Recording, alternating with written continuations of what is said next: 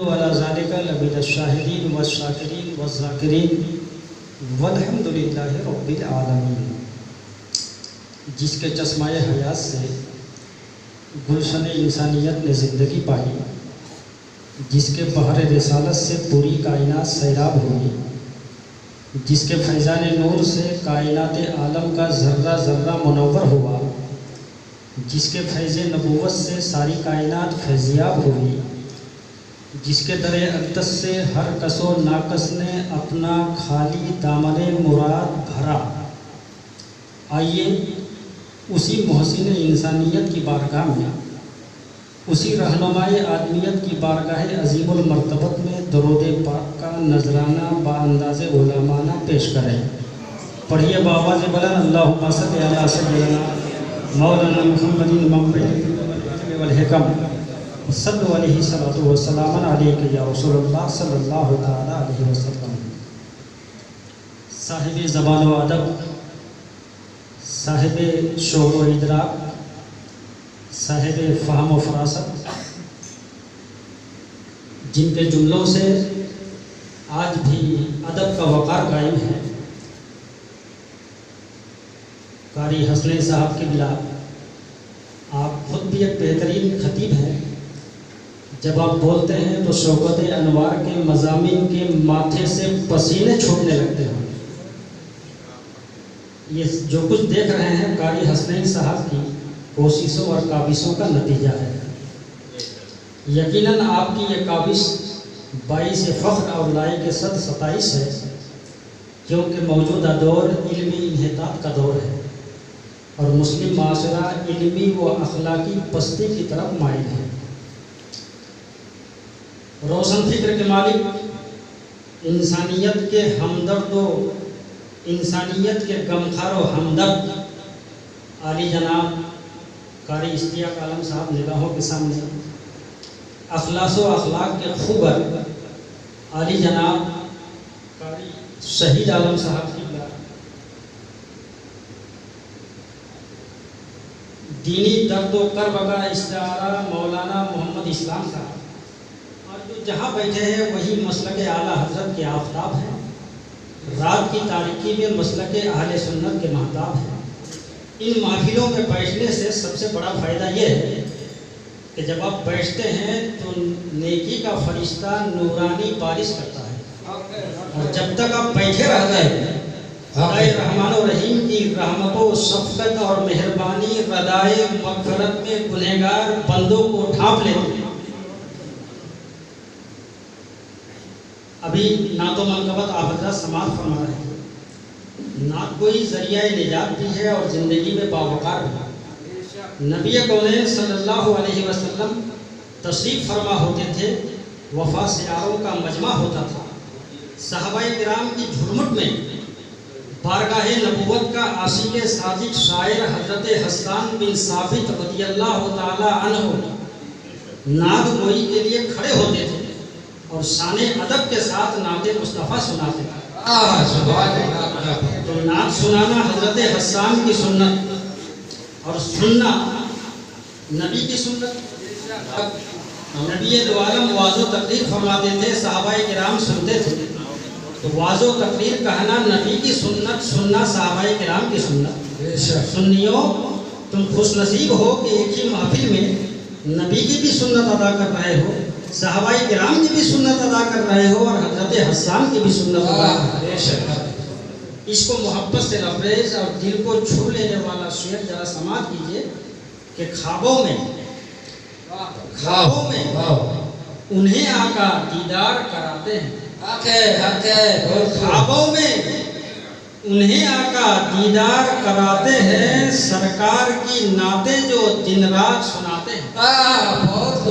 اور جو بھی ایسا نہیں کہ شہنشاہ ترنم میکائیل صاحب ہی، کوئی جو بھی ہاتھوں میں لے کے نادیہ دیوان گیا، جو بھی ہاتھوں میں لے کے نادیہ دیوان گیا، حشر میں بن کے وہ حسان کا مہمان گیا۔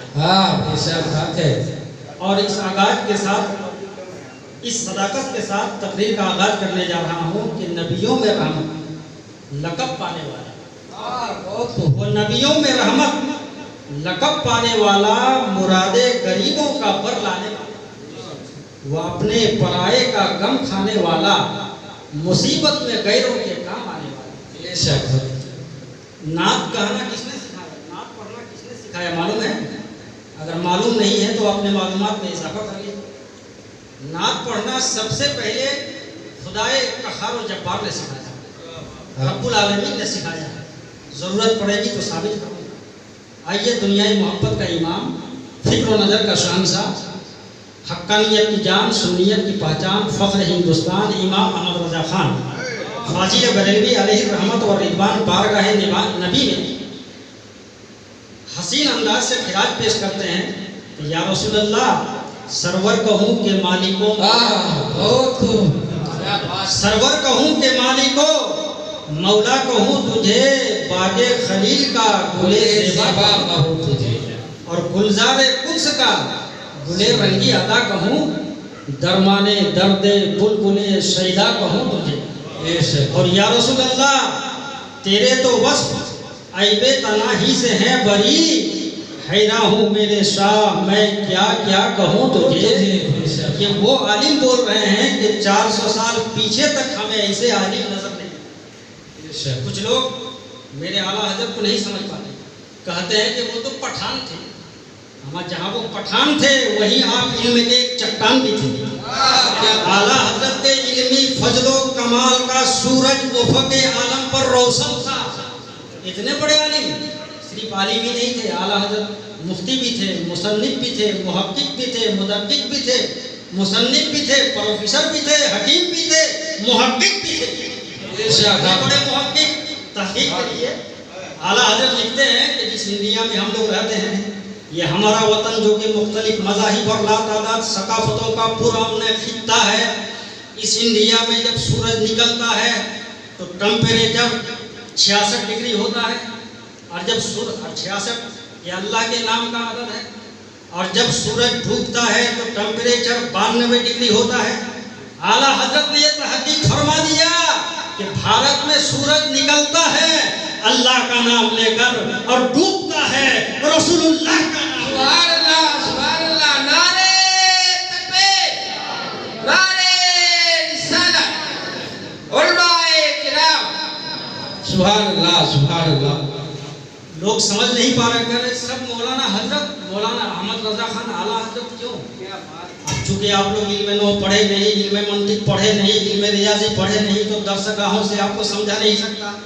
اس لیے اتنا تو سمجھ لو کہ اعلیٰ حضرت اعلیٰ ہے اپنے تجدیدی کارنامے کی بنیاد پر، اعلیٰ حضرت اعلیٰ ہے فقہ اور کلام کے الجھے ہوئے معرکۃ الآراء مسائل کو سلجھانے کی بنیاد پر، اعلیٰ حضرت اعلیٰ ہے دین کے نام پر بے دین بنانے والی تحریک کو بے نقاب کرنے کی بنیاد پر۔ اتنے بڑے عالم، کسی میدان میں کوئی جواب نہیں۔ نعت گوئی کے میدان میں دیکھ لیجیے، انفرادی حیثیت رکھتے ہیں۔